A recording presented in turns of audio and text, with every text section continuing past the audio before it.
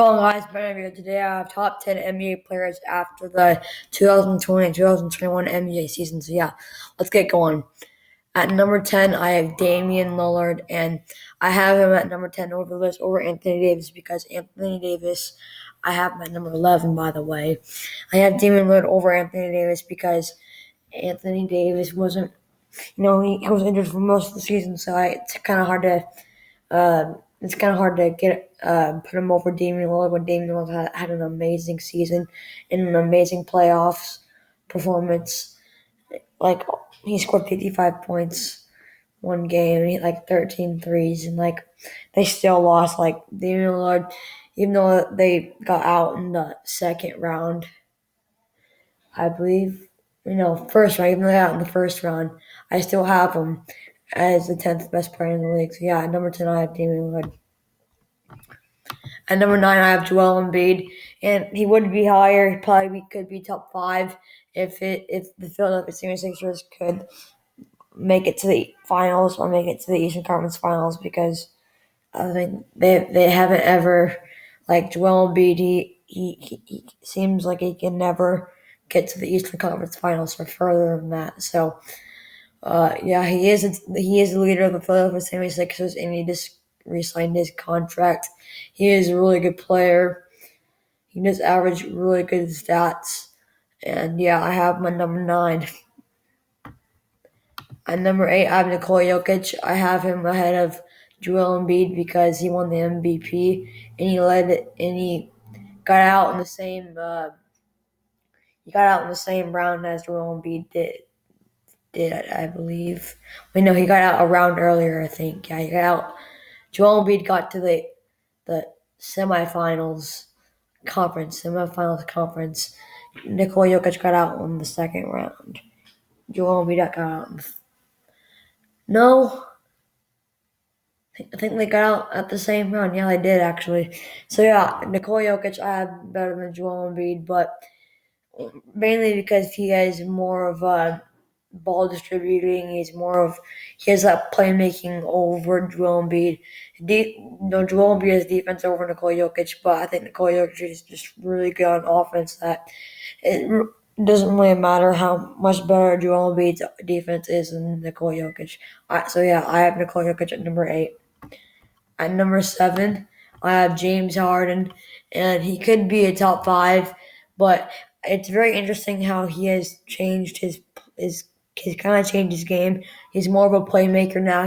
I've been averaging, I think he's number 1 assists in the NBA last season, and yeah, he's been averaging less points, but that's because he's been passing the ball more, which is, it's pretty good to see from him. I feel like he's gotten better though, even though I think he dropped off from my last year list. If you guys haven't watched my top 10 players from last year, go ahead and watch that. It's like I think it's my 4th video on my channel, which I have a lot of videos on my channel now. So yeah, go ahead and watch that. But yeah, I have James Harden at number 7. At number 6, I have Luka Doncic, and this kid is improving a lot every single season. Uh, I don't think I even had him on. I don't remember, but I think I might have had him lower on the list, or not even on my top 10 players list last year I did this video.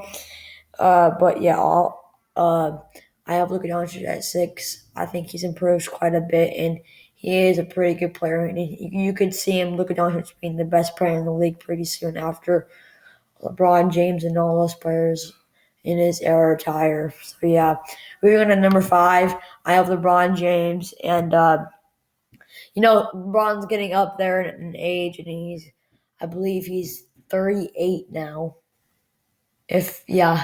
No, I think he's 38 or 37, one of those two. But he's been in the league for a long time. He's still top 5 in my opinion.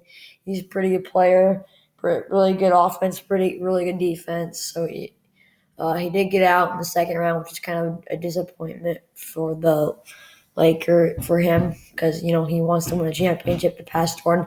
Even though I don't think LeBron will ever pass Jordan, he still wants to prove that he wants to win, so that he has an argument that he could. But I still think Michael Jordan would be better than LeBron James. But Somehow this has gone into a GOAT debate. But yeah, I have LeBron James at number 5. Just a very good all around player, and yeah, LeBron's at number 5.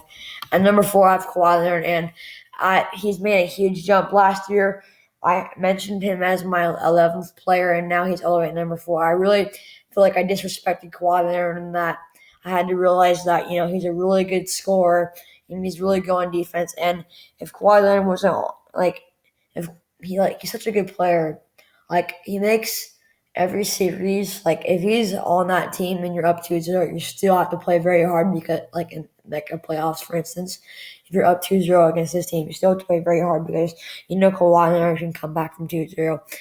I really have to give him his respect. He's a really good defender and a really good scorer, and I do think he is the 4th best player in the league right now. So yeah, I have Kawhi Leonard at number 4. At number 3, I have the best shooter of all time, Stephen Curry. It is remarkable what he can do. He almost led his team without Klay Thompson to the playoffs, but sadly they got out in the play-in bracket. Yeah, I have Steph Curry at number 3. His defense is all right, but his offense is just on a different level. He could be the best player in the league. I feel like 3 through 1, they're kind of interchangeable. This is just how I went. But yeah, at number 3, I have Stephen Curry. And at number 2, I have Kevin Durant. He was probably half a foot or a shoe size away from a championship. He wore a size 18. If he would just have stepped back a little bit, or he would have worn a smaller size shoe, he probably would have had another championship under his belt. But yeah, it is how it is. Kevin Durant's a very clutch player. His defense is pretty underrated, if you ask me. But he is pretty tall. But still, he got pretty good defense. And his offense, he can score from anywhere. He can dunk it. He can get jump shots. He can get threes. He can get deep threes. So yeah, Kevin Durant, I have my number 2. And at number 1, I have the defending champion and Finals MVP, Giannis Antetokounmpo. It's really he's really an amazing player. He's not really a good shooter, but he's so good at defense and so good at driving in on you and just dunking on you. And he showed that with his 50-point game in the finals in the last game, that he can be clutch and he can show up when his team needs him. So yeah, as the best player going into the 2021-2022 NBA season and after the 2020-2021 NBA season, I have Giannis Antetokounmpo. Thank you guys for watching. And yeah, that's going to do it for my top 10 players in the NBA after the 2020-2021 NBA season. And yeah, bye.